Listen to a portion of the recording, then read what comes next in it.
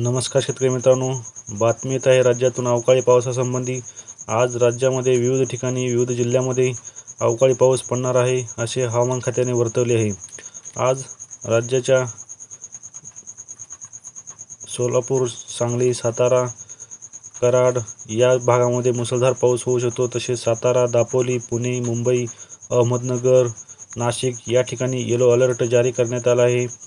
तसेच बीड, लातूर, नांदेड या ठिकाणी सुद्धा मुसळधार ते अतिमुसळधार पावसाची शक्यता हवामान खात्याने वर्तवली आहे.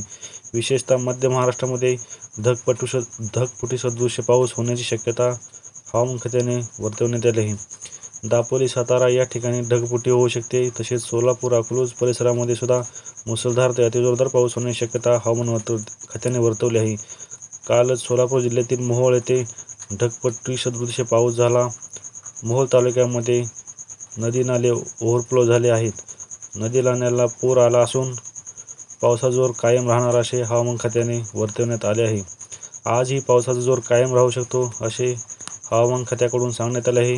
मान्सून हा मुंबईच्या किनारपट्टीवर येऊन थांबला आहे. पुढे सरकण्यास त्याला पोषक वातावरण असून याचा परिणाम म्हणून राज्यात विविध ठिकाणी मान्सूनपूर्व पाऊस कोसळत आहे.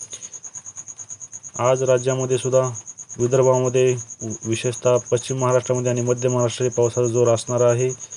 ही होती हवामानाविषयी छोटीशी अपडेट. कशी वाटली तुम्हाला नक्की कळवा. धन्यवाद.